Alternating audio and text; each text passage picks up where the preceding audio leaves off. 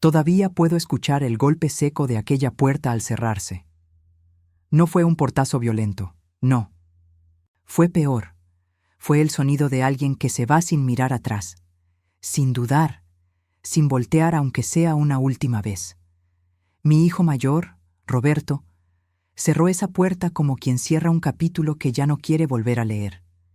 Y yo me quedé ahí parada en la sala, con las manos todavía húmedas de haber lavado los platos de la cena que él ni siquiera tocó, sintiendo cómo el silencio de la casa me tragaba entera. Eso fue hace 3 años. 3 años en los que he vivido con ese sonido repitiéndose en mi cabeza cada noche antes de dormir. Pero hoy necesito contarlo. Necesito sacar de mi pecho todo lo que he cargado en silencio durante tanto tiempo. Porque una cosa es vivir el dolor, y otra muy distinta es guardarlo hasta que se pudre por dentro. Pero antes de continuar, asegúrate de estar suscrito al canal y cuéntanos en los comentarios desde dónde estás viendo este video. Nos encanta saber hasta dónde llegan nuestras historias. Mi nombre no importa tanto como lo que viví. Pero si alguien pregunta, soy Beatriz González de Mendoza, aunque ya casi nadie me llama por mi nombre completo. Para mis hijos soy mamá cuando me necesitan, y simplemente un silencio cuando no. Tengo 68 años, y durante 45 de esos años dediqué cada latido de mi corazón a construir una familia que ahora apenas me voltea a ver. Todo comenzó. Pues mira, todo comenzó mucho antes de aquella puerta cerrándose. Todo comenzó el día que decidí quedarme callada la primera vez. La primera de tantas veces que tragué mis palabras, que doblé mi espalda, que puse mi vida en pausa para que los demás pudieran seguir caminando.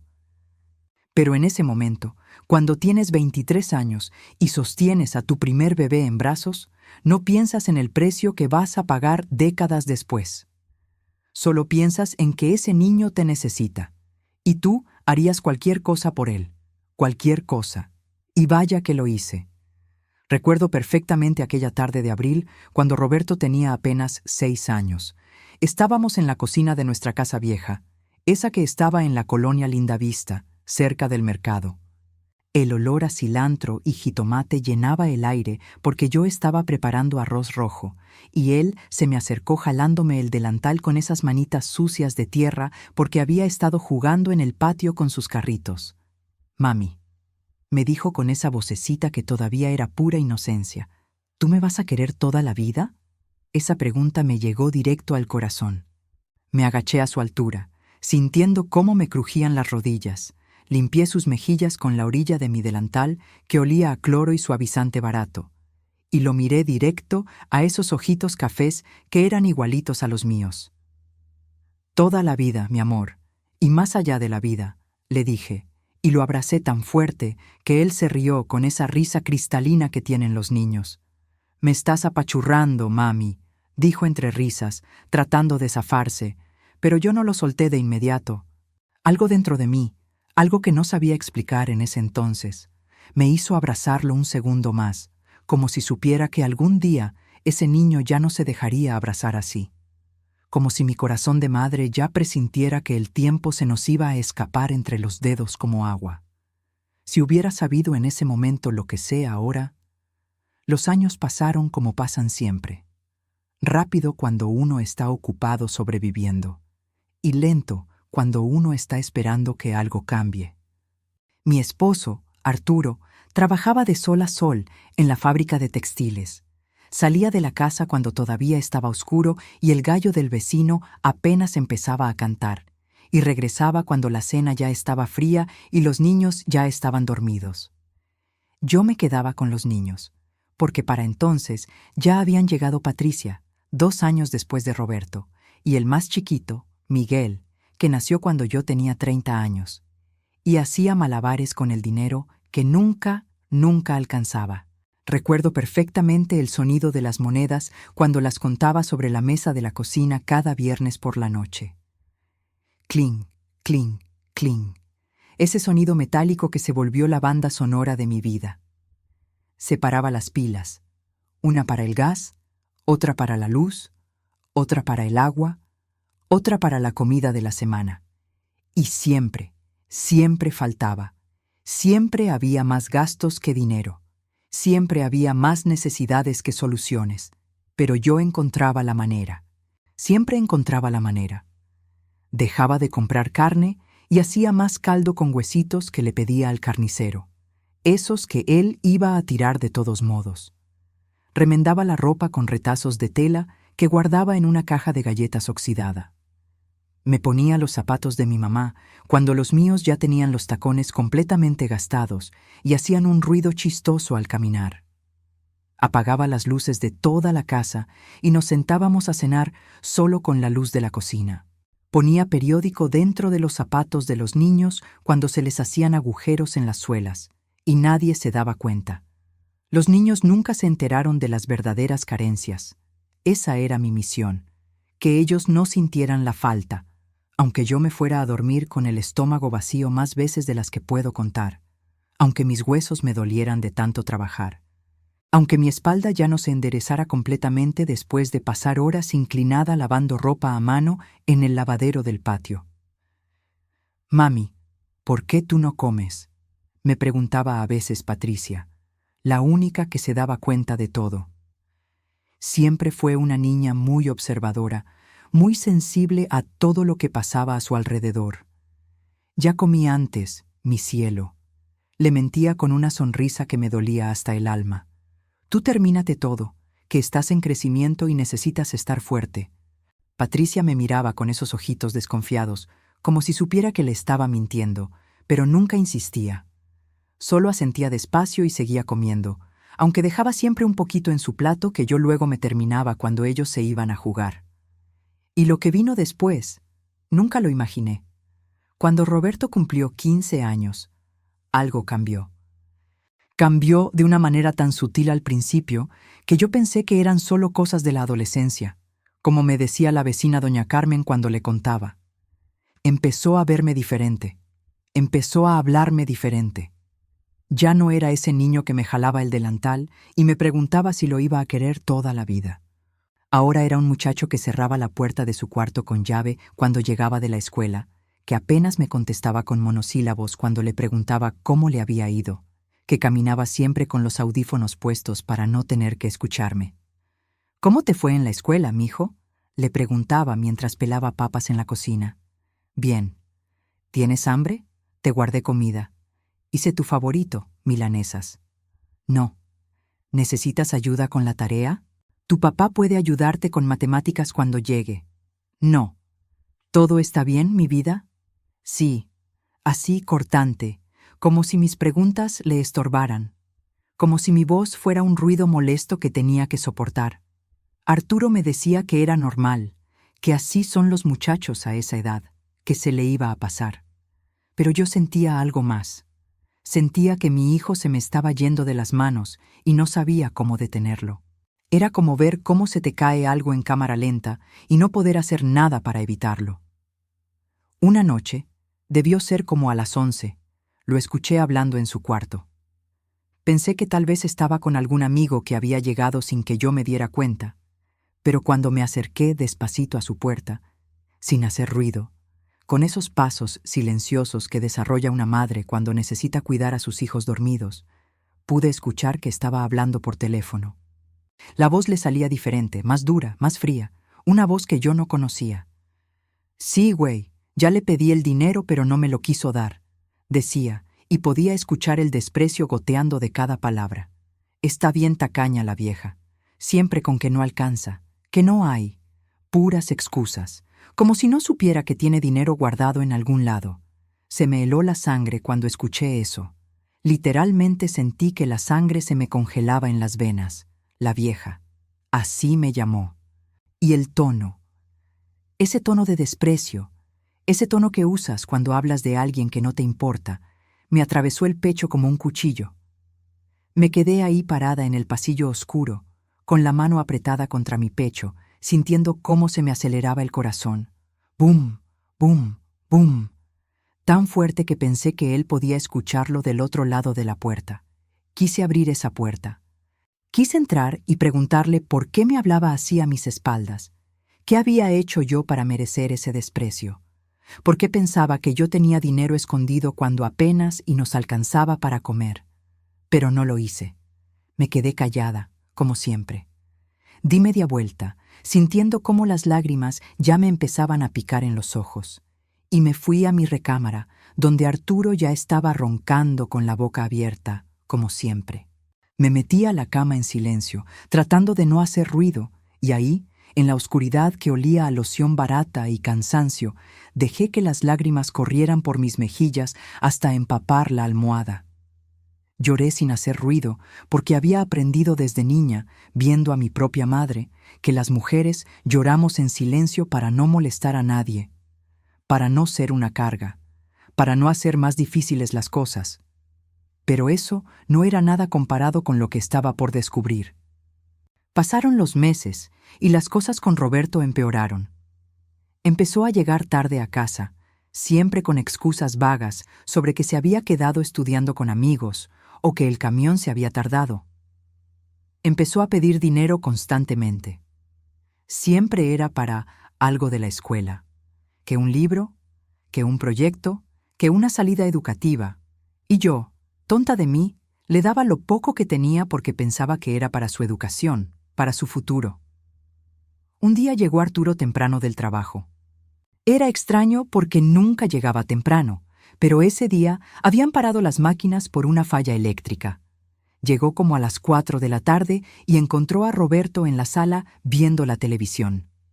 ¿No tienes que hacer tarea?, le preguntó Arturo, quitándose los zapatos llenos de polvo de la fábrica. «Ya la hice», contestó Roberto sin quitar los ojos de la tele. «Tu mamá me dijo que le pediste dinero para comprar libros de la escuela». «Sí, ya los compré». «Enséñamelos». Ahí Roberto volteó a verlo, incómodo. «Están en mi mochila, en mi cuarto. Pues ve por ellos, me gustaría verlos».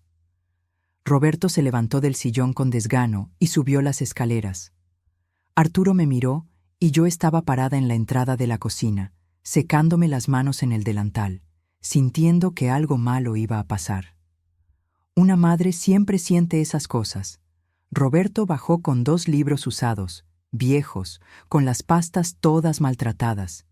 «Estos son», dijo, extendiéndoselos a su papá.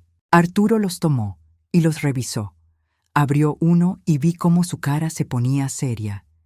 «Este libro tiene el sello de la biblioteca de la escuela», dijo, «y aquí dentro dice que hay que regresarlo antes del viernes». Roberto se puso pálido. «Es que... ¿En qué gastaste el dinero que le pediste a tu mamá?», preguntó Arturo, y su voz sonaba peligrosamente calmada. «En los libros, ya te dije». «No me mientas». La voz de Arturo subió de volumen. «Estos libros son prestados». «¿En qué gastaste el dinero?». Roberto apretó los puños. Podía ver cómo le temblaba la quijada de coraje. «En lo que se me dio la gana. Es mi dinero. Es el dinero de tu madre. Dinero que ella necesita», gritó Arturo, y era raro escucharlo gritar porque él casi nunca gritaba. «Ella tiene más. Sé que tiene más guardado. Solo se hace la pobre para no darnos». Esas palabras me cayeron como un balde de agua fría. Me quedé helada, con el trapo todavía en las manos. «¿Qué dijiste?», murmuré, pero mi voz apenas salió. Roberto me miró con esos ojos llenos de rabia que yo no entendía de dónde venía. «Que sé que tienes dinero guardado. La mamá de Javier les compró una tele nueva y ropa y todo, y su papá gana lo mismo que el mío. Tú solo no quieres gastar en nosotros». Sentí que las piernas me temblaban. Me acerqué a él despacio. «Roberto, mi amor», le dije, y la voz se me quebraba. «No tengo nada guardado. Lo que gana tu papá apenas nos alcanza para comer y pagar la casa. Si no te compro cosas no es porque no quiera, es porque no puedo». «¡Mentira!», gritó, y nunca lo había visto tan alterado. «Todos mis amigos tienen más cosas que yo. Me da vergüenza cuando vienen a la casa y ven lo pobre que somos». Y ahí fue cuando entendí. No era que no me quisiera, era que se avergonzaba de mí. Se avergonzaba de nuestra pobreza.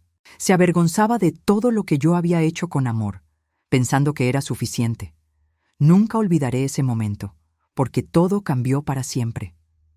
Arturo se le acercó a Roberto con una velocidad que me sorprendió y le dio una bofetada. El sonido resonó en toda la sala. Patricia y Miguel, que habían estado escuchando desde las escaleras, empezaron a llorar. «No le vuelvas a hablar así a tu madre», le gritó Arturo. «Ella se mata trabajando por ustedes. ¡Se mata! Y tú aquí quejándote porque no tienes lo que tienen tus amigos ricos». Roberto se tocó la mejilla roja, con los ojos llenos de lágrimas de rabia. «¡Los odio!», gritó. «Los odio a los dos. No pedí nacer en esta casa. No pedí tener esta vida». Y subió corriendo las escaleras, encerrándose en su cuarto con un portazo que hizo temblar las paredes. Me dejé caer en el sillón, sintiendo que ya no tenía fuerzas ni para llorar. Arturo se sentó a mi lado y me abrazó. «No le hagas caso», me dijo. «Es un muchacho confundido, ya se le va a pasar», pero yo sabía que algo se había roto esa tarde, algo que tal vez nunca se iba a poder reparar completamente. Lo que escuché después me heló la sangre. Esa noche, cuando todos ya se habían ido a dormir y la casa estaba en silencio, bajé a la cocina porque no podía dormir. Me preparé un té de tila, de esos que preparaba mi mamá cuando estaba angustiada, y me senté en la mesa con la taza caliente entre mis manos, viendo por la ventana la calle vacía, iluminada solo por el poste de luz que titilaba. Escuché pasos en las escaleras. Era Patricia. Tenía apenas 13 años, pero ya tenía esa madurez que tienen las niñas que crecen viendo sufrir a sus madres. «¿No puedes dormir, mamá?», me preguntó con su vocecita suave. «No, mi niña». «Ven, siéntate conmigo». Se sentó y la vi ahí, con su pijama de ositos que ya le quedaba chica, pero que seguíamos usando porque no había dinero para una nueva. Se veía tan pequeña, tan vulnerable. «Mamá», dijo después de un silencio largo, «¿es verdad que somos pobres?». La pregunta me dolió más de lo que esperaba. «Pues, no tenemos mucho dinero, mi amor, pero tenemos lo importante. Nos tenemos unos a otros». Patricia asintió despacio, jugando con el borde del mantel. «A mí no me importa no tener cosas», dijo. «Roberto es tonto por estar enojado. Yo estoy feliz así».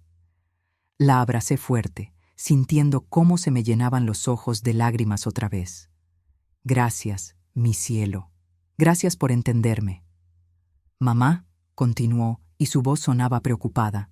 «Roberto le dijo a sus amigos que en cuanto cumpliera 18 se iba a ir de la casa, que iba a estudiar lejos y que nunca iba a regresar. Lo escuché hablando con Javier el otro día. Sentí que el corazón se me partía en 1000 pedazos, pero traté de no demostrarlo frente a Patricia. Bueno, eso es normal. Los hijos crecen y se van. Así es la vida. Pero por dentro, una parte de mí estaba muriendo. Una parte de mí sabía que cuando Roberto se fuera, se llevaría consigo un pedazo de mi corazón que nunca iba a poder recuperar. Pasaron los años y Roberto se fue a estudiar a Monterrey cuando cumplió 18.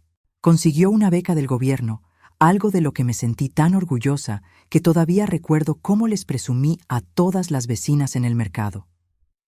«Mi hijo se va a la universidad», les decía con el pecho inflado de orgullo, cargando mi bolsa del mandado llena de jitomates y cebollas. Lo que no les contaba era que tuve que vender las pocas joyas que tenía, unos aretes de oro que me había regalado mi mamá antes de morir de cáncer, y una cadenita con una virgencita que me había regalado Arturo cuando cumplimos 10 años de casados, para poder completarle el dinero de los primeros gastos. Me acuerdo perfectamente del día que fui a la casa de empeño. Estaba en la avenida principal, con un letrero verde fosforescente que decía «Compramos oro». Entré sintiéndome sucia, como si estuviera haciendo algo malo. El señor que me atendió tenía lentes gruesos y me miró con una mezcla de lástima y aburrimiento. «¿Cuánto me da por esto?», le pregunté, sacando de mi bolsa una bolsita de tela donde traía las joyas envueltas en papel periódico. Él las revisó con una lupa, las pesó en una báscula pequeña y me dijo una cantidad que me pareció ridículamente baja. «¿Nada más?», pregunté. «Pero son de oro puro». Me las regaló mi mamá. Es lo que vale el oro ahorita, señora. ¿Lo toma o lo deja? Lo tomé, porque lo necesitaba. Porque mi hijo iba a la universidad y yo iba a hacer lo que fuera necesario para que no le faltara nada. Cuando llegué a la casa, Roberto estaba empacando sus cosas en una maleta vieja que había sido de mi papá. Entré a su cuarto y le extendí el sobre con el dinero. «Mijo, aquí está», le dije, tratando de sonreír aunque por dentro me estaba desmoronando. «Es para que no batalles las primeras semanas, para que te compres lo que necesites, lo que se te ofrezca». Él agarró el sobre sin siquiera mirarme a los ojos. Lo abrió, contó los billetes rápidamente y lo metió en su mochila. «Gracias», murmuró y se dio la vuelta para seguir empacando. Ni un abrazo, ni un «te quiero, mamá», ni siquiera un «gracias por el sacrificio». Nada. Solo ese «gracias» frío, mecánico, como el que le das al señor que te da el cambio en la tienda. Me quedé parada ahí en la puerta de su cuarto, viendo cómo doblaba su ropa y la metía en la maleta. Quise decirle tantas cosas. Quise decirle que esas joyas eran lo único que me quedaba de mi mamá. Quise decirle que cada vez que me ponía esos aretes, sentía que ella todavía estaba conmigo.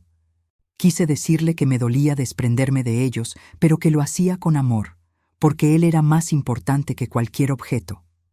Pero no dije nada. Solo me di la vuelta y salí, cerrando la puerta despacito. Cuando se fue en aquel autobús de la central, me quedé parada en la terminal viendo cómo el camión se alejaba levantando una nube de polvo. Patricia me abrazó del brazo, recargando su cabeza en mi hombro. «Ya verás que le va a ir muy bien, mamá», me dijo con esa dulzura que siempre tuvo, tratando de consolarme. Pero yo no estaba pensando en eso.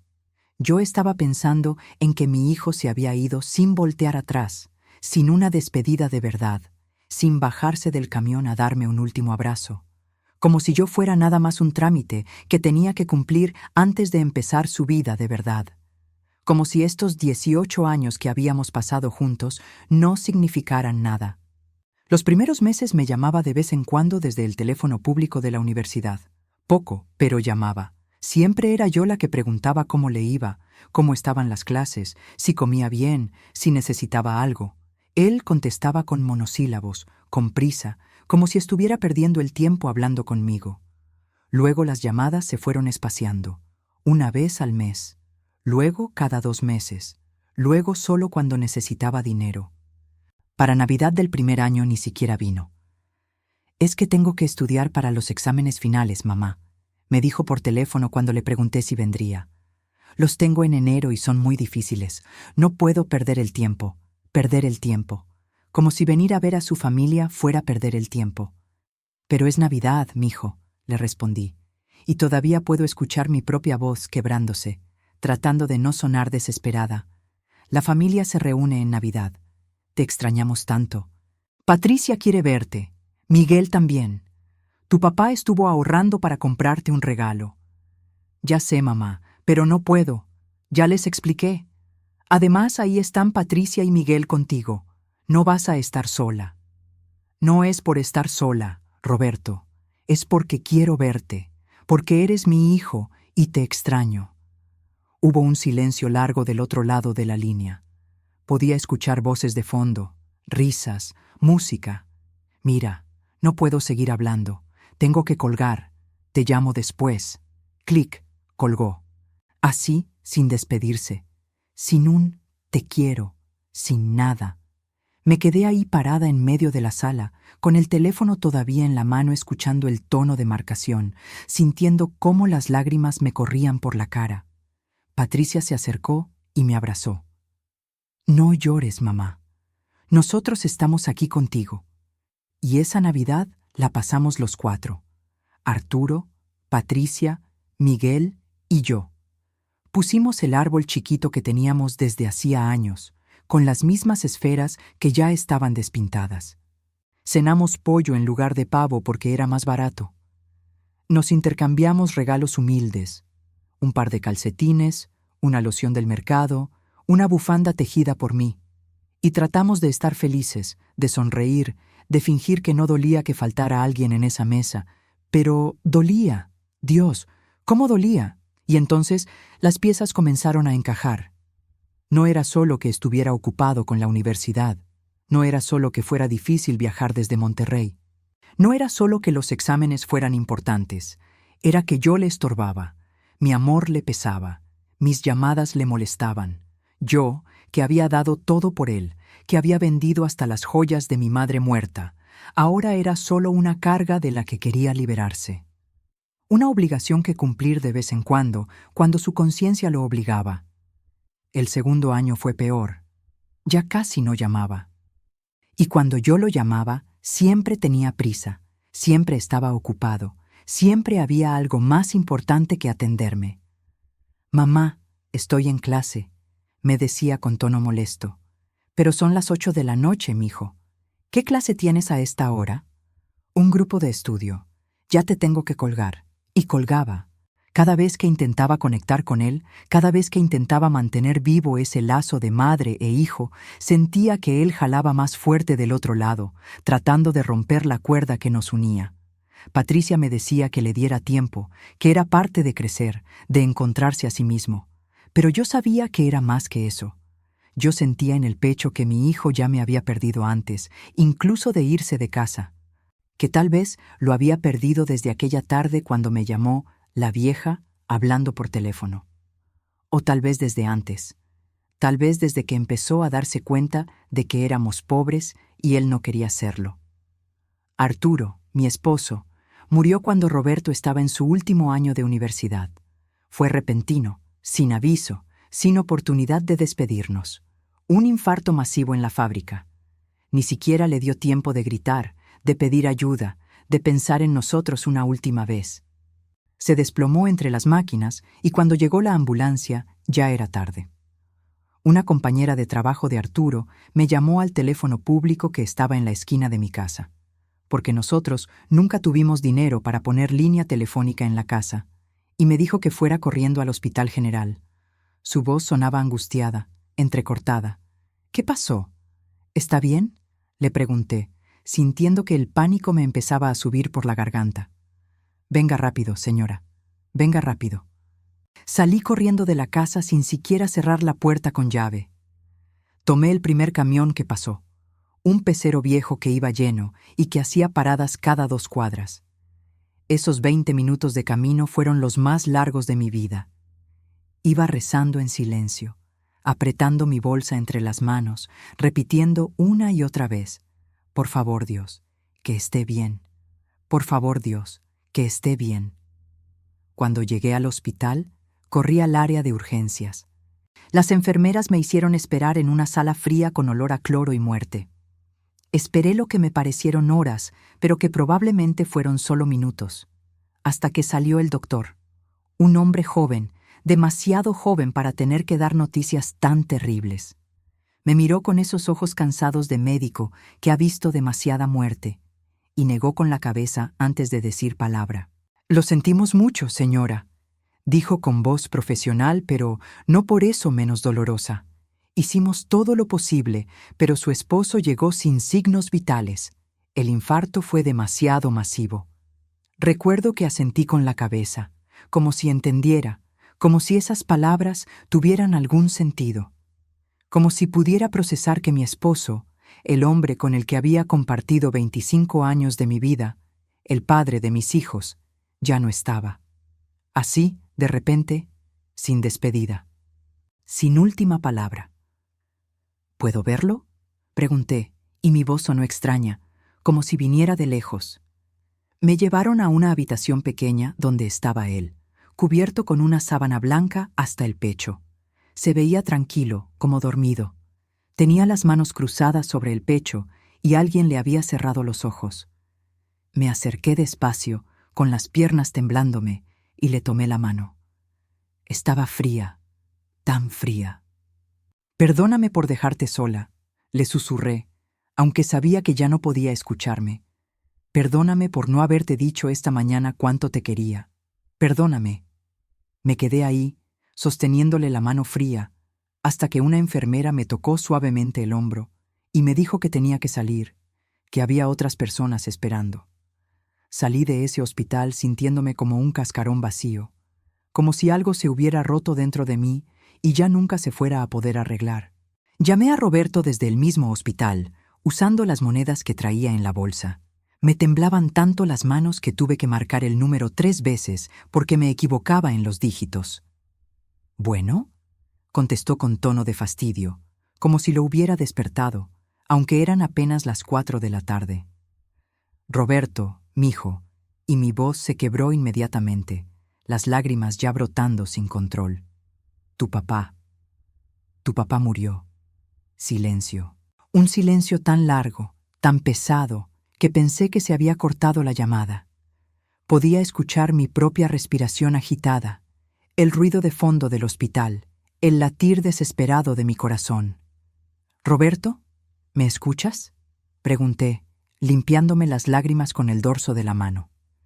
«Sí, sí te escucho», respondió al fin, pero su voz sonaba lejana, sin emoción, como si le estuviera contando algo que le pasó a un extraño. «¿Cuándo fue?». «Hace 2 horas. Estoy en el hospital». «Mijo, necesito que vengas. Tu papá, necesitamos hacer los arreglos del funeral, y yo no sé cómo hacer estas cosas, y estoy sola y...». Las palabras me salían atropelladas, entre sollozos que ya no podía controlar. «No puedo ir», dijo así, de golpe, como quien dice, «no puedo ir al cine». Me quedé congelada, tratando de procesar lo que acababa de escuchar. «¿Cómo que no puedes?». «Roberto, murió tu papá», le dije, y sentí que la voz se me convertía en un grito ahogado, en una súplica desesperada. «Tengo la presentación de mi tesis en 3 días, mamá. No puedo echarla a perder. Ya he trabajado 4 años para esto. Es mi futuro». No podía creer lo que estaba escuchando. Cerré los ojos con fuerza, tratando de procesar sus palabras, tratando de encontrarles algún sentido. «Roberto, es tu padre», repetí, como si él no hubiera entendido, como si no hubiera escuchado bien. «Es tu padre el que murió, tu papá, el hombre que te dio la vida, que trabajó todos los días de su vida para que tú pudieras estudiar». «Ya sé quién es, mamá. No me estás diciendo algo que no sepa, pero ya está muerto. Ya no puedo hacer nada por él. Los muertos ya no necesitan nada. Tú encárgate con Patricia y Miguel. Yo te deposito dinero para los gastos del funeral». «No quiero tu dinero», le dije, y la rabia empezaba a mezclarse con el dolor. «Quiero que vengas. Quiero que estés aquí con tu familia. Quiero que le digas adiós a tu padre». «No puedo, mamá. Ya te expliqué. Mi tesis es importante. Mi futuro es importante». «¿Y tu padre no lo era?», le grité, sin importarme que la gente en el pasillo volteara a verme. «Ahora ya no», dijo con una frialdad que me atravesó como un témpano. «Lo siento, mamá. Tengo que colgar. Te mando el dinero mañana». Y colgó. En ese instante comprendí que nada volvería a ser igual. Mi hijo, el hijo al que había cargado en brazos cuando lloraba de noche, al que había desvelado cuando tenía fiebre, al que había alimentado con el pan que yo no comía, al que había vestido vendiendo las joyas de mi madre muerta, acababa de decirme que su padre muerto no era tan importante como una presentación de universidad, que su futuro era más valioso que despedirse del hombre que le dio la vida. Me dejé caer en una silla del pasillo del hospital con el teléfono todavía en la mano. La gente pasaba a mi lado, doctores, enfermeras, pacientes, familiares, pero yo no veía a nadie, solo veía el vacío que acababa de abrirse frente a mí.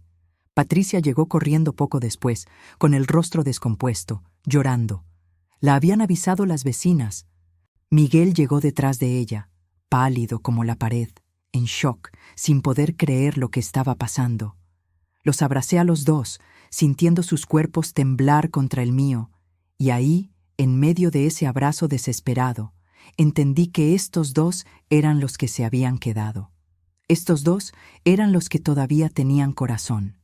Estos dos eran mis hijos de verdad. El funeral fue sencillo, humilde, como había sido toda nuestra vida. No teníamos mucho dinero. Arturo no había dejado seguro de vida.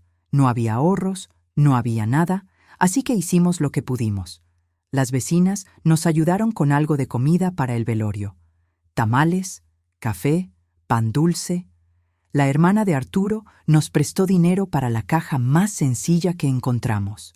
El padre de la parroquia nos hizo el servicio sin cobrar porque conocía nuestra situación. Todo fue modesto, humilde, pero lleno de cariño de la gente que sí nos quería. De la gente que había sido nuestra verdadera familia todos estos años. Roberto no llegó, ni siquiera envió flores, ni siquiera llamó.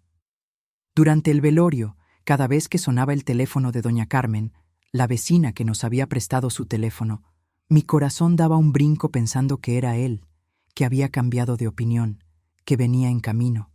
Pero nunca fue él. La gente me preguntaba por él. ¿Y tu hijo mayor? ¿No va a venir? Y yo tenía que inventar excusas, tragar mi vergüenza y mi dolor, y decir, está muy lejos, no pudo conseguir boleto, o tiene compromisos de la escuela que no puede cancelar. Y veía cómo me miraban con lástima, sabiendo que estaba mintiendo, sabiendo que mi hijo simplemente no había querido venir.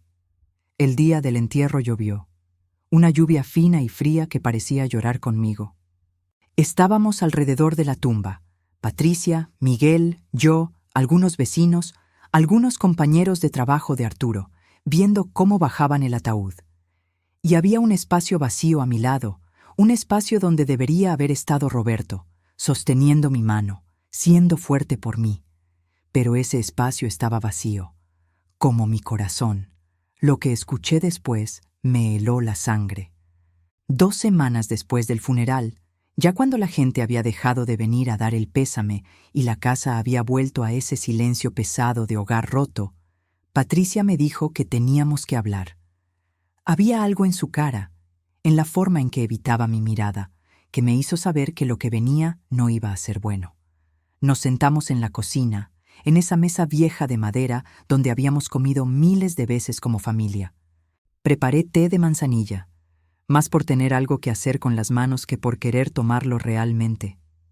Ella movía la cuchara en círculos dentro de la taza, sin tomar ni un sorbo, mirando fijamente el líquido como si ahí estuvieran las palabras que necesitaba decir.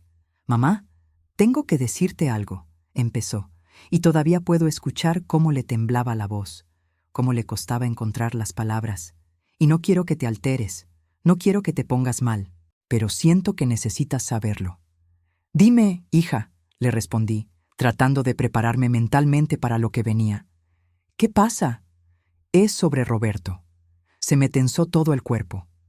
Algo en el tono de Patricia me advirtió que lo que venía no iba a ser bueno.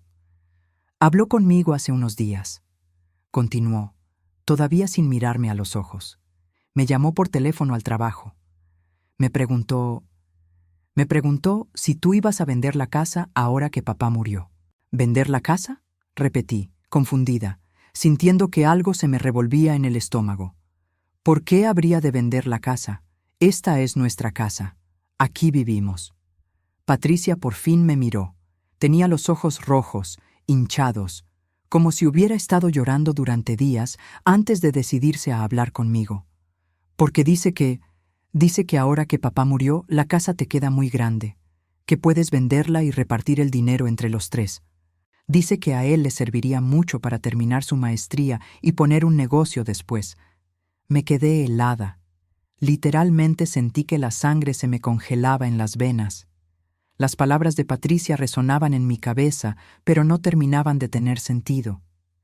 «¿Repartir el dinero?», murmuré, sintiendo que la voz se me atragantaba. «¿Quiere que venda la casa donde he vivido toda mi vida? ¿La casa donde crecieron ustedes? ¿La casa donde murió su padre? ¿Para darle dinero a él?». Patricia asintió despacio, con los ojos llenos de lágrimas que ya empezaban a caer por sus mejillas. «Me dijo que tú puedes irte a vivir con alguno de nosotros, que ya para qué quieres una casa tan grande si ahora estás sola, que sería lo más sensato, lo más justo para todos». La palabra «justo» me cayó como una bofetada. «¿Justo?», repetí, sintiendo que la rabia empezaba a hervir dentro de mí. ¿Justo para quién? ¿Justo para él que no vino ni al funeral de su padre? ¿Justo para él que nos abandonó como si fuéramos basura? pero la verdad más dolorosa aún estaba por llegar. «Hay más, mamá», dijo Patricia, y su voz apenas era un susurro, tan bajo que tuve que inclinarme para escucharla bien. También me preguntó cuánto dinero dejó papá de la liquidación de la fábrica. Dijo que tenía derecho a saber, que era su herencia. Sentí que el aire se me iba de los pulmones. Me costaba respirar. «No dejó nada», le respondí, sintiendo cómo las lágrimas empezaban a quemarme los ojos. «Tu padre no tenía seguro de vida, no tenía ahorros. La empresa no le dio liquidación porque técnicamente murió en el trabajo y ellos se lavaron las manos diciendo que fue por causas naturales. Solo quedó su ropa, sus herramientas y unos pocos muebles viejos.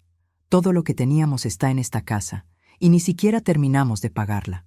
«Él no me creyó», dijo Patricia, y una lágrima le rodó por la mejilla. Luego otra y otra.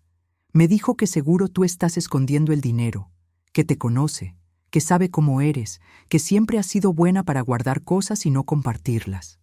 Me pidió que revisara tus papeles cuando no estuvieras en casa, que buscara en tu cuarto, en tus cajones, que seguro ahí tenías guardado algo».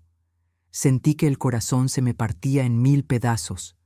No era solo el dolor de que mi hijo quisiera quedarse con lo poco que tenía.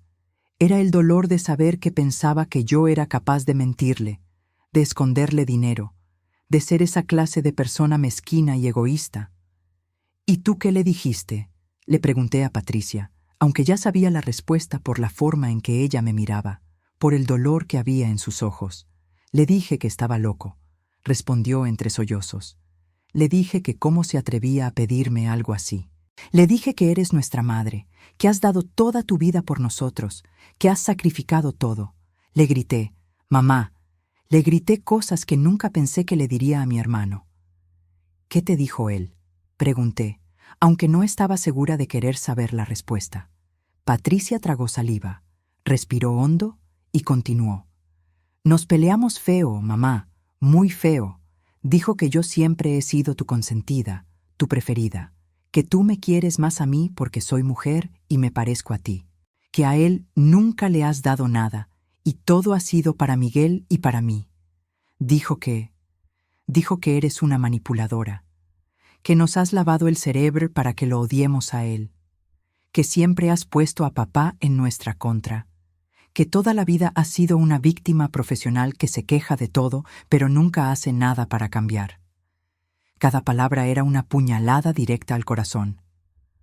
Me quedé ahí sentada, agarrándome del borde de la mesa, porque sentía que si me soltaba me iba a desmoronar en el piso, me iba a deshacer como un castillo de arena.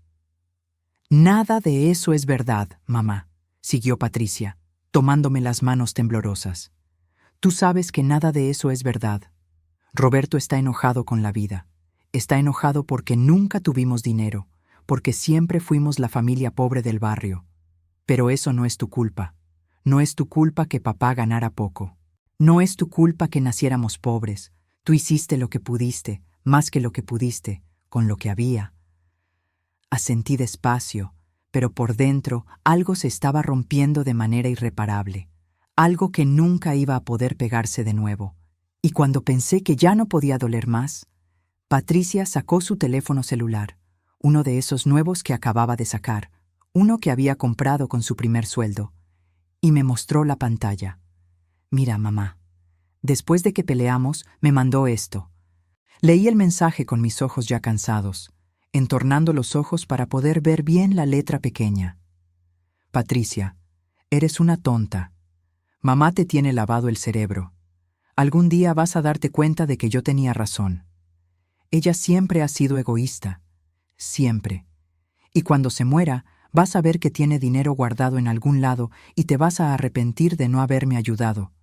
Pero ya será tarde. No me vuelvas a hablar». Las palabras me atravesaron como balas. Leí el mensaje 1, 2, 3 veces, como si necesitara asegurarme de que era real, de que mi hijo realmente había escrito eso. «Cuando se muera». Ya ni siquiera hablaba de si me iba a morir. Hablaba de cuándo, como si estuviera esperándolo, como si eso fuera lo que necesitaba para poder tener lo que creía que le correspondía. «Lo siento tanto, mamá», lloraba Patricia. Lo siento tanto que tengas que ver esto. Pero necesitabas saber quién es realmente ahora. Necesitabas saber que no es el niño que fue alguna vez. La abracé fuerte, sintiendo cómo su cuerpo se estremecía con cada sollozo, y lloré con ella. Lloré por el hijo que había perdido. Lloré por el niño dulce que solía preguntarme si lo iba a querer toda la vida. Lloré por todos los años invertidos, por todo el amor dado, por todos los sacrificios hechos. Lloré porque me di cuenta de que mi hijo no solo se había ido físicamente, se había ido de mi corazón. O más bien, yo tenía que dejarlo ir. Tenía que aceptar que el Roberto que yo había amado ya no existía, si es que alguna vez existió. Lo que descubrí esa noche cambió todo lo que creía saber. No pude dormir esa noche, ni esa ni las siguientes 3. Me la pasaba dando vueltas en la cama, mirando el techo lleno de grietas, escuchando los sonidos de la casa que me sabía de memoria, el tic-tac del reloj de la sala, el goteo del lavabo del baño que nunca arreglamos, el crujir de las vigas cuando soplaba el viento. Sonidos que normalmente me daban paz, pero que ahora solo amplificaban mi soledad. Me levanté como a las 3 de la mañana del cuarto día y me fui a la cocina a prepararme un té de tila, de esos que ya no me funcionaban, pero que seguía tomando por costumbre. Estaba sentada ahí, en la oscuridad, solo con la luz que entraba por la ventana desde el poste de la calle que parpadeaba como siempre, cuando escuché que alguien bajaba las escaleras. Era Miguel, mi hijo menor, el callado, el que siempre había sido como una sombra, presente pero sin hacer ruido. Tenía 22 años en ese entonces y estaba estudiando para ser maestro en la Normal. Era buen muchacho, noble, de esos que ayudaban a los vecinos a cargar sus compras y nunca se quejaban de nada. ¿No puedes dormir, mamá?, me preguntó con esa voz suave que tenía, tan parecida a la que había tenido su padre de joven. No, mijo, siéntate. Te preparo un té. Calenté más agua en la estufa, escuchando el silbido de la tetera, y le preparé su taza. Nos quedamos ahí los dos, en silencio, tomando té en tazas despotilladas que tenían años con nosotros, tazas que habían sobrevivido a mudanzas y niños y vida. Miguel tenía la mirada perdida, como si estuviera debatiendo algo internamente. Mamá, dijo después de un rato tan largo que pensé que ya no iba a hablar. ¿Puedo contarte algo? Algo que he estado guardando y que creo que necesitas saber. El tono de su voz me asustó. Se me hizo un nudo en el estómago. Claro, mi vida. Dime lo que sea. Respiró hondo antes de hablar, como preparándose para saltar de un precipicio. Roberto me llamó hace como 2 meses, antes de que muriera papá. Sentí que el corazón se me detenía. ¿Qué te dijo? Miguel tomó otro sorbo de té, ganando tiempo, buscando las palabras correctas. Me dijo que tú eras la razón por la que papá tomaba tanto, que papá te odiaba, pero se quedaba contigo por nosotros. Sentí que el aire se me iba de los pulmones. Las manos me temblaban tanto que tuve que poner la taza sobre la mesa antes de que se me cayera. Me dijo que papá le había contado una vez, cuando Roberto era adolescente y papá llegó muy borracho, que si pudiera se hubiera divorciado de ti hace mucho, que te sentías superior a él, que lo hacías sentir menos, que por eso él prefería llegar tarde a la casa o irse con sus amigos, porque no quería verte. Las lágrimas empezaron a caerme sin que pudiera detenerlas. Caían silenciosas, calientes, amargas. Roberto me dijo eso y me pidió que no te lo dijera, continuó Miguel, y pude ver que a él también se le estaban llenando los ojos de lágrimas. Me dijo que era un secreto entre hombres que las mujeres no entenderían, pero yo no pude quedarme callado más tiempo, especialmente ahora que Patricia te contó lo otro. ¿Tú crees que es verdad?, le pregunté con voz quebrada. ¿Tú crees que tu papá me odiaba? ¿Que yo era la razón por la que tomaba? Miguel se levantó de su silla inmediatamente y se arrodilló frente a mí, tomando mis manos entre las suyas. No, mamá, nada de eso es verdad. ¿Lo sabes, verdad? Su voz sonaba tan seria, tan adulta. Papá tomaba porque su papá tomaba, y el abuelo porque el bisabuelo también. Es una cadena que viene de generaciones. Papá tomaba porque odiaba su trabajo en esa fábrica llena de polvo donde nunca lo valoraron. Papá tomaba porque tenía demonios internos que ni tú ni nadie podía salvar. Pero nunca, nunca fue tu culpa, mamá. Y papá nunca te odió. Yo lo vi mirarte cuando tú no lo veías. Yo lo vi sonreír cuando tú cantabas en la cocina. Yo lo escuché defenderte cuando sus hermanos decían cosas feas de ti. Entonces, ¿por qué Roberto diría algo así? Pregunté entre sollozos, que ya no podía contener. Porque está enojado, mamá. Porque cuando crecimos y nos dimos cuenta de que éramos la familia pobre del barrio, cuando vimos que otros niños tenían juguetes nuevos y nosotros teníamos que compartir los mismos carritos viejos, en lugar de enojarse con el mundo o con la vida o con la injusticia de la pobreza, decidió enojarse contigo. Porque es más fácil culpar a mamá que aceptar que la vida a veces es injusta y que papá, aunque nos quería, no fue perfecto, que papá tuvo sus problemas y sus debilidades. Ese fue el momento en que mi mundo se derrumbó por completo. ¿Sabes qué más me dijo Roberto en esa llamada? Continuó Miguel, y pude ver que también estaba luchando por no llorar. Me dijo que tú nunca lo quisiste como nos quisiste a Patricia y a mí, que desde que era niño siempre sintió que tú eras más dura con él, más exigente, menos cariñosa. Le dije que estaba loco, que eso no era verdad, que eso no era verdad para nada, pero él insistió. Dijo que tiene recuerdos muy claros de cuando era niño, recuerdos en los que tú solo te enojabas con él, lo castigabas, lo regañabas, pero con nosotros eras más suave, más paciente. Me tapé la cara con las manos, sintiendo cómo los recuerdos me llegaban como oleadas violentas, uno tras otro. Y era cierto que fui más dura con Roberto, pero no porque lo quisiera menos. Dios, cómo dolía tener que explicar esto, hasta a mí misma. Fue porque era el mayor. Porque cuando él nació, yo apenas era una niña, yo misma, con 23 años y sin idea de cómo ser madre. Mi propia mamá había muerto cuando yo tenía 18, así que no tuve a quién preguntarle.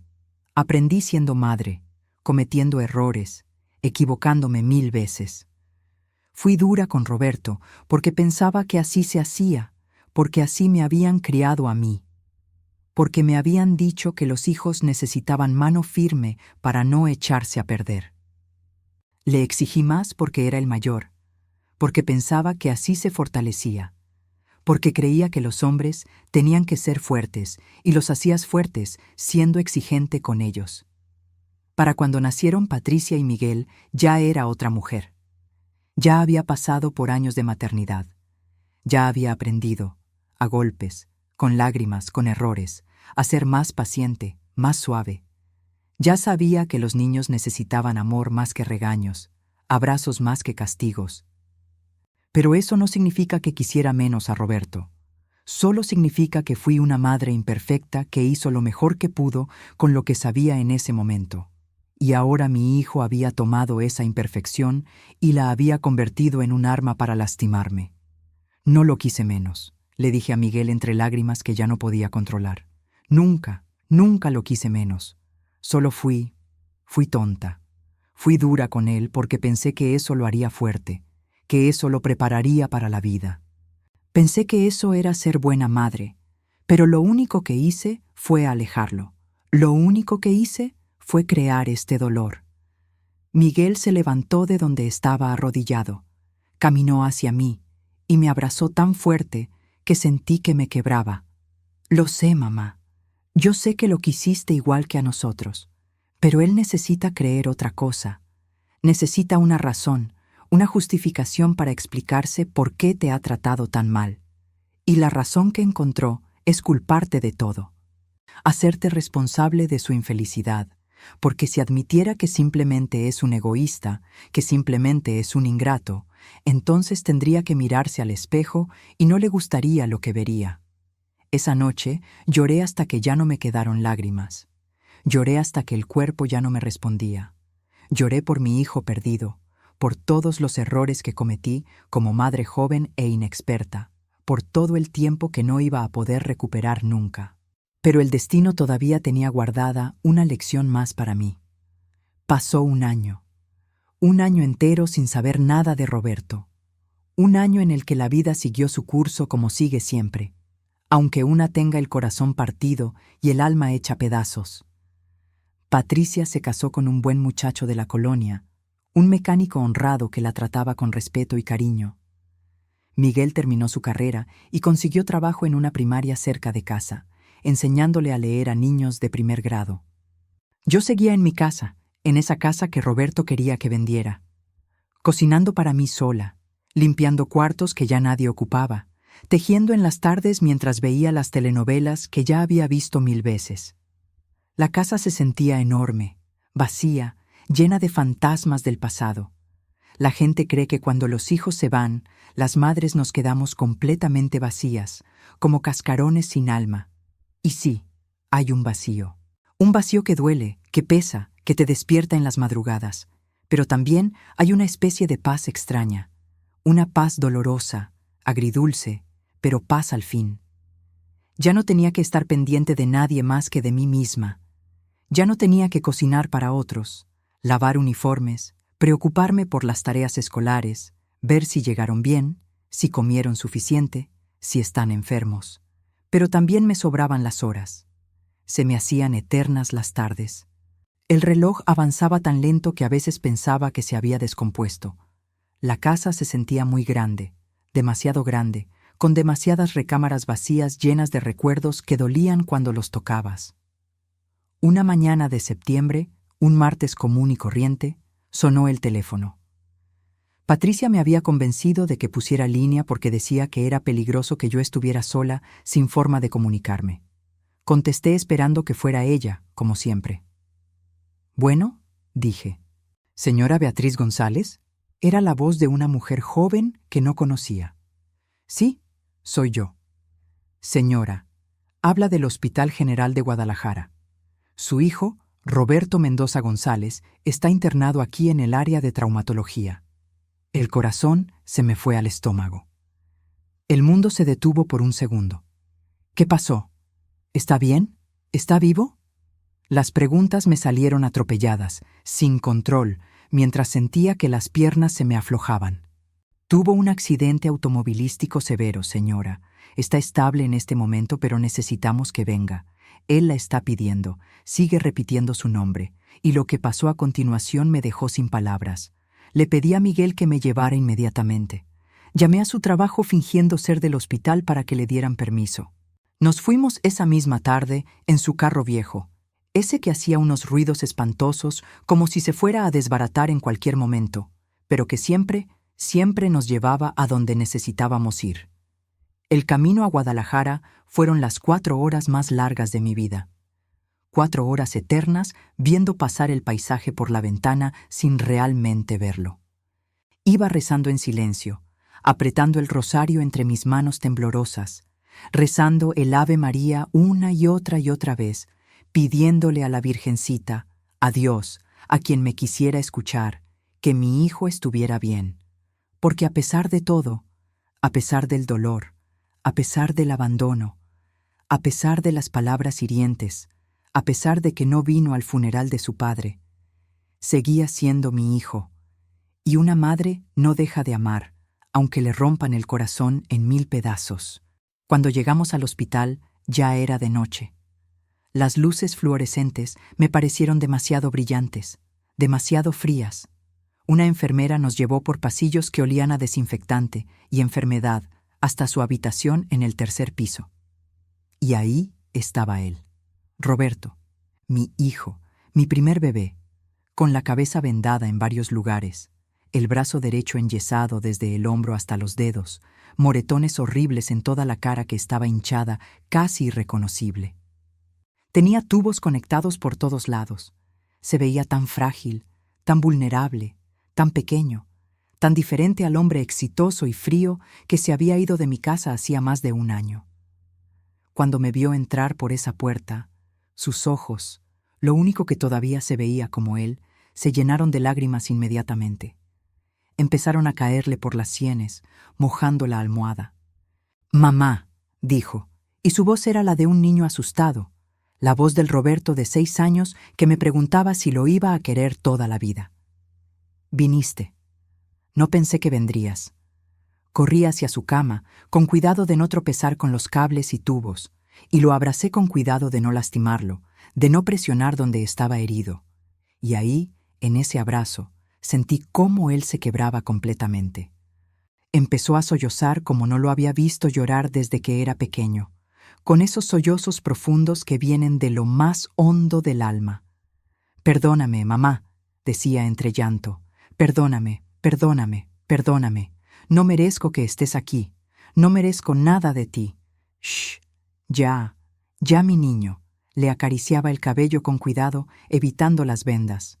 «Ya pasó lo peor. Ya estás bien. Ya estoy aquí contigo». «No merezco que estés aquí», repetía una y otra vez. «Después de todo lo que te he hecho, no merezco que hayas venido. No merezco tu perdón». Me senté en la silla que estaba junto a su cama. Sostuve su mano izquierda, la única que no estaba lesionada, entre las mías, y lo miré a los ojos hinchados y rojos. «Roberto, tú eres mi hijo, y las madres vienen cuando sus hijos las llaman, siempre. No importa qué haya pasado antes, no importa cuánto tiempo haya pasado.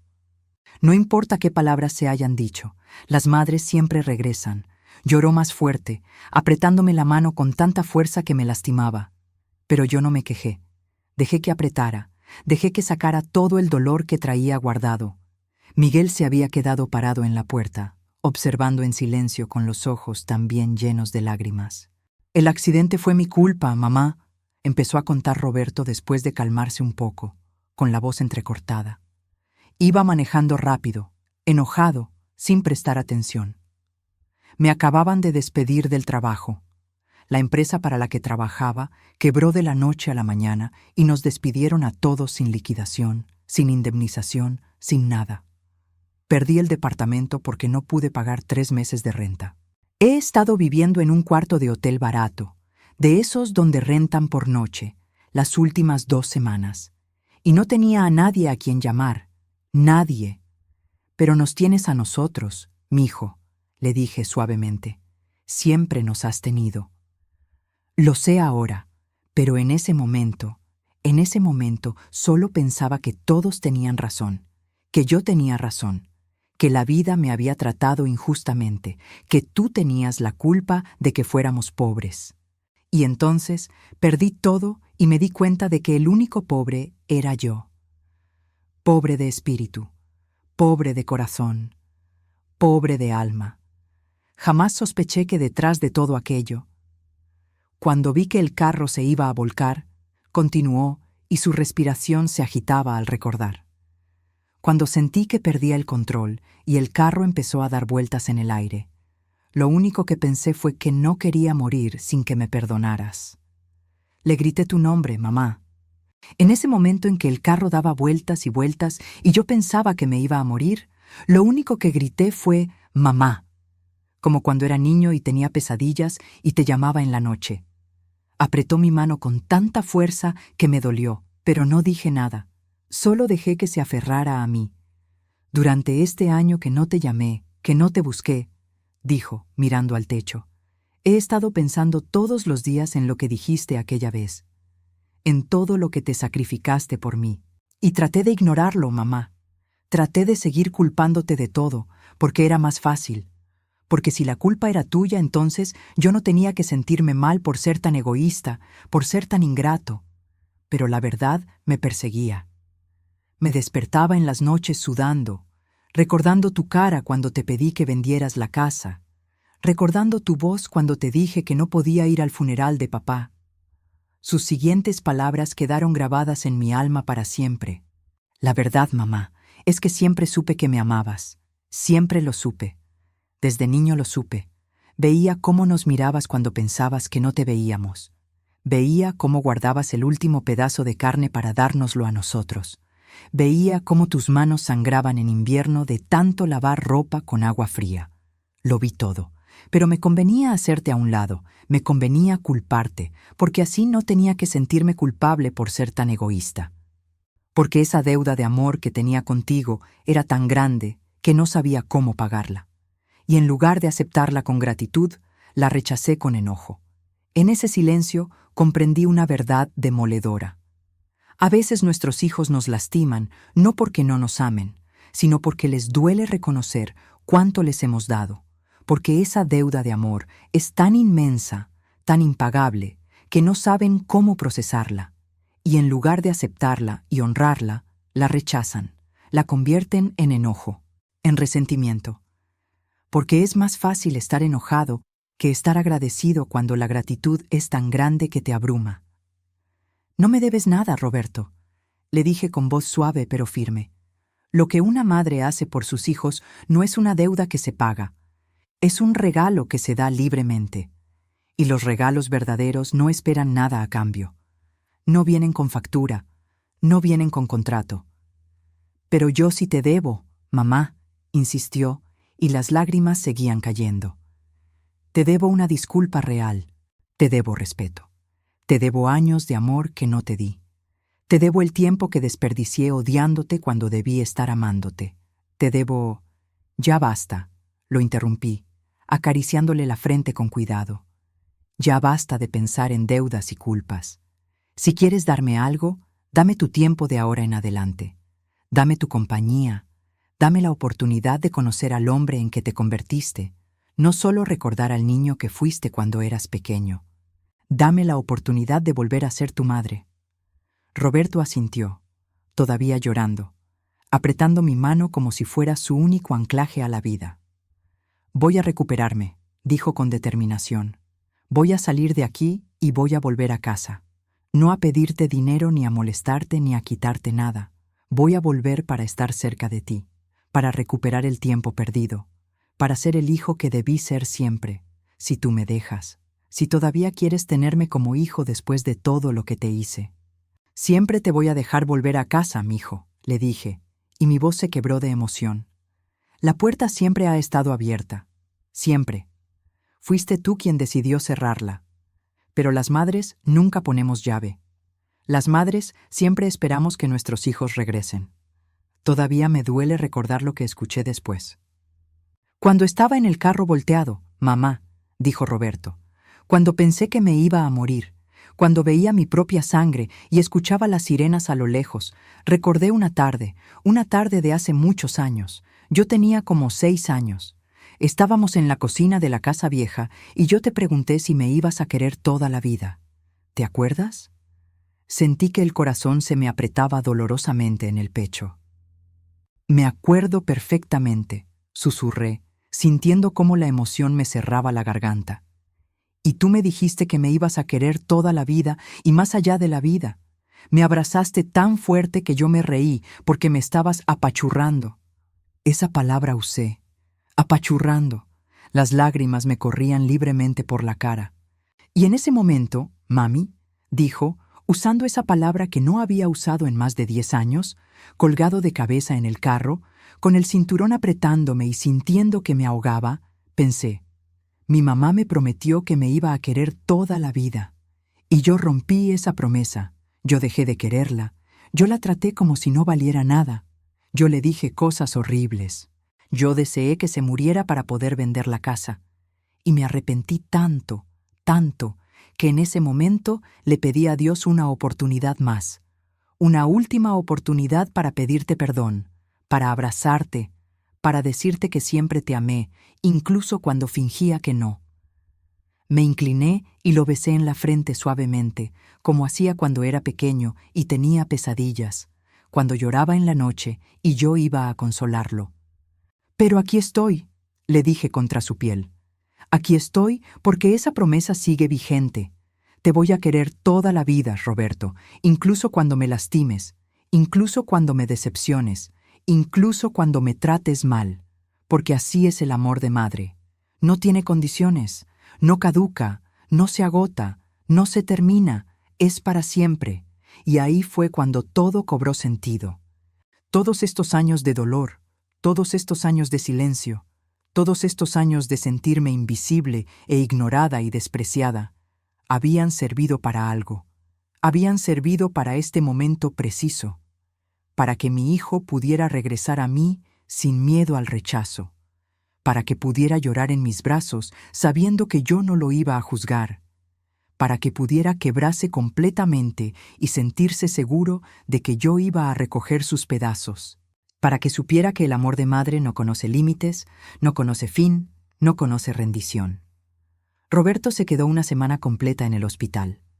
Yo me quedé con él todo ese tiempo, sin irme ni un solo día, durmiendo en una silla reclinable incómoda que me dejaba la espalda adolorida, ayudándole a comer porque no podía hacerlo solo con un brazo enyesado, leyéndole el periódico en voz alta, contándole historias de cuando era niño que él había olvidado, pero que yo guardaba como tesoros en mi memoria. Le conté de aquella vez que se perdió en el mercado y lloró tanto que todos los vendedores lo escucharon. Le conté de cuando aprendió a andar en bicicleta y se cayó 10 veces pero se levantó 11. Le conté de cuando hizo su primera comunión y estaba tan nervioso que vomitó antes de entrar a la iglesia. Y él escuchaba, y lloraba, y sonreía, y volvía a llorar. Miguel iba y venía, trayéndonos ropa limpia y comida de casa, esos guisos que solo saben bien cuando los hace una madre. Patricia vino un fin de semana con su esposo y lloró al ver a su hermano así, pero también lo abrazó con cuidado y le dijo que lo perdonaba, que siempre iba a ser su hermano, que la familia se perdona siempre. Cuando le dieron de alta, Roberto vino a casa conmigo, sin discutir, sin poner condiciones. Se quedó en su vieja habitación, la que habíamos mantenido intacta todos estos años. Las mismas cortinas con motivos de carreras que había escogido cuando tenía 12 años. Los mismos pósters desteñidos en la pared, la misma cama donde había crecido, y empezó, poco a poco, con pasos pequeños pero constantes, a sanar. No solo su cuerpo, que tardó 3 meses en recuperarse completamente, sino su alma también, y con ella, nuestra relación. Empezamos a hablar de verdad, verdad, sin máscaras, sin defensas, sin mentiras. Me contó cómo se había sentido de niño, cómo había cargado con la rabia y la vergüenza de haber crecido en la pobreza mientras sus compañeros de escuela tenían más. Me contó de las veces que otros niños se burlaban de su ropa remendada, de sus zapatos viejos, de sus útiles usados. Me contó de cómo había culpado a su padre por no darles más, y luego cuando su padre murió, me había culpado a mí, porque era más fácil culpar al que quedaba vivo. Me contó de las veces que escuchó a su padre llegar borracho y lo asustado que estaba, escondido en su cuarto con la almohada sobre la cabeza para no escuchar los gritos. Y yo le conté mi verdad también. Le conté de las noches que lloré sola cuando todos dormían. Le conté de todos los trabajos escondidos que tuve, limpiando oficinas de noche, lavando ropa ajena, vendiendo tamales en la esquina los fines de semana. Le conté de las veces que quise irme, que quise renunciar, que quise simplemente desaparecer, pero me quedé por ellos. Le conté de cuánto amé a su padre a pesar de sus defectos, de su alcoholismo, de sus gritos. Le conté de cómo me partió el corazón que Roberto no viniera a su funeral, pero de cómo incluso entonces lo seguía amando. Le conté de las joyas de mi madre que vendí para darle dinero, de cómo lloré en la casa de empeño, de cómo cada vez que veía a otras mujeres usando aretes de perla, me acordaba de los míos y me dolía. Hablamos durante horas, durante días, durante semanas, y en ese hablar, en ese sincerarse completamente el uno con el otro, sin guardar nada, empezamos a construir algo nuevo. Ya no la relación de madre e hijo pequeño, sino la relación de dos adultos que se respetan, que se entienden, que se aceptan con todas sus imperfecciones. Esas palabras resonaron en mi cabeza durante días.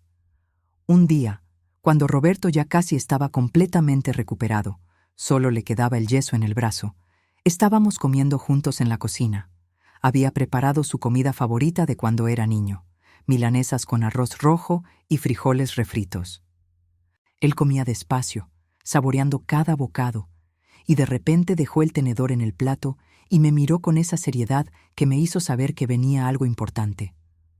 «Mamá, tengo que confesarte algo más», dijo. Se me hizo un nudo en el estómago. ¿Qué más podía haber después de todo lo que ya habíamos hablado? «Dime, mijo, ya nada me puede sorprender». Bajó la mirada, avergonzado, jugando con el tenedor.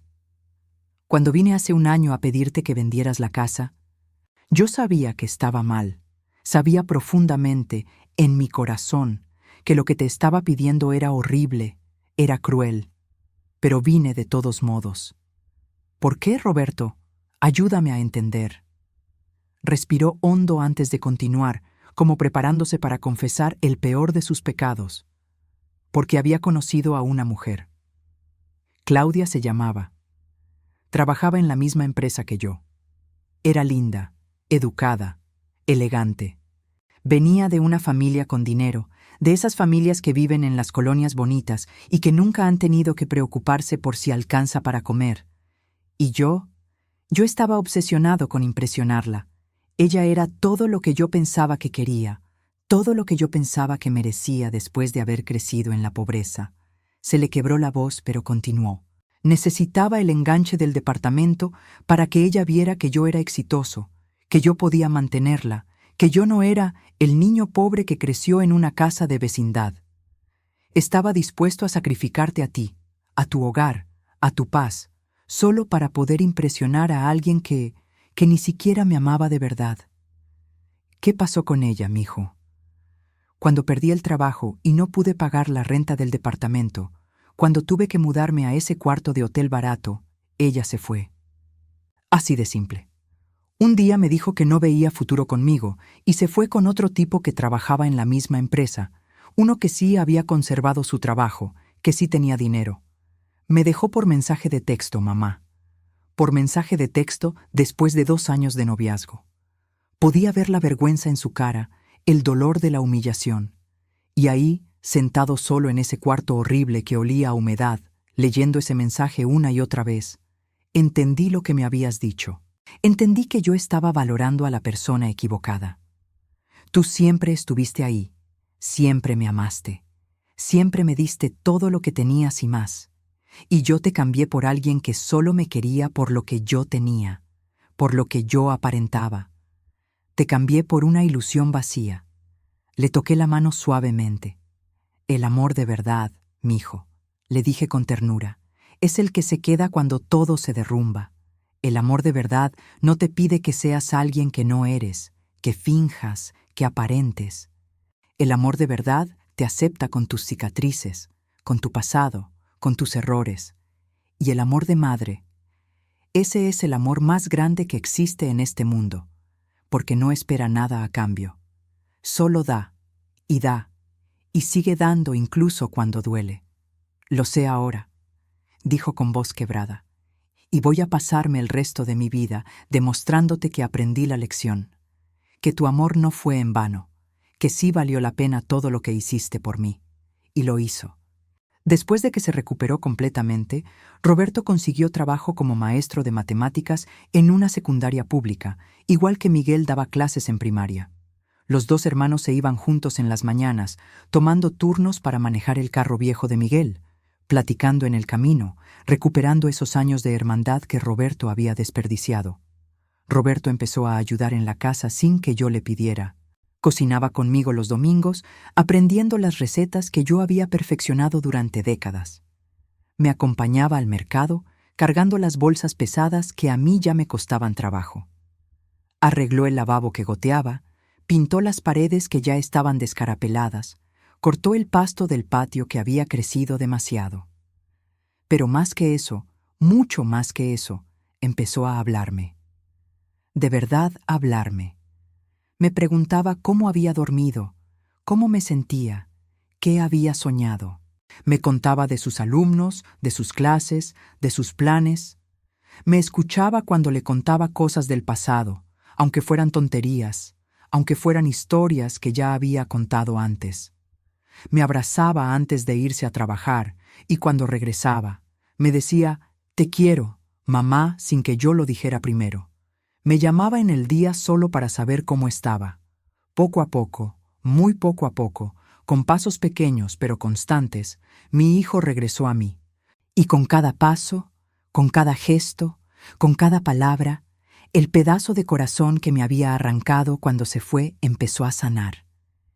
Y si llegaste hasta aquí, mi querida amiga que me escuchas. Gracias por acompañarme en este dolor y en esta sanación. Suscríbete al canal si esta historia tocó tu corazón y cuéntame en los comentarios. ¿Alguna vez te has sentido invisible para quienes más amaste? Este es nuestro espacio seguro, donde lo que vivimos en silencio por fin encuentra voz. Mi nombre completo es Beatriz González de Mendoza, y esta ha sido mi historia. Una historia de amor y desamor, de sacrificio y redención, de perdón y segundas oportunidades. Una historia que viví en silencio durante tanto tiempo, pero que hoy puedo contar con el corazón más liviano. Hoy, 5 años después de aquel accidente que casi me arranca a mi hijo para siempre, puedo decir con toda honestidad que encontré la paz. Esa paz que solo llega cuando sueltas el dolor, cuando perdonas de verdad, cuando aceptas que la vida no es perfecta, pero que vale la pena vivirla de todos modos. Roberto sigue viviendo cerca, en un departamento pequeño pero digno que rentó con su sueldo de maestro. Viene a comer todos los domingos sin falta, trayendo flores del mercado o pan dulce de la panadería. Patricia me trajo 2 nietos hermosos, Sofía y Daniel, que llenan esta casa de risas cuando vienen a visitarme los fines de semana.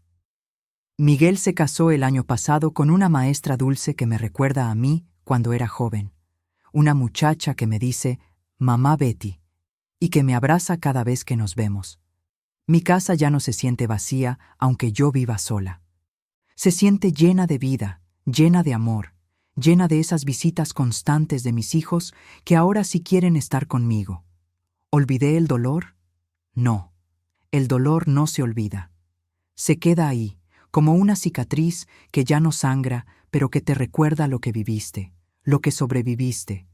Pero aprendí que el perdón no es olvidar. El perdón es soltar el peso. Es dejar de cargar con el resentimiento que solo te envenena a ti. Es decidir que el amor es más fuerte que el dolor.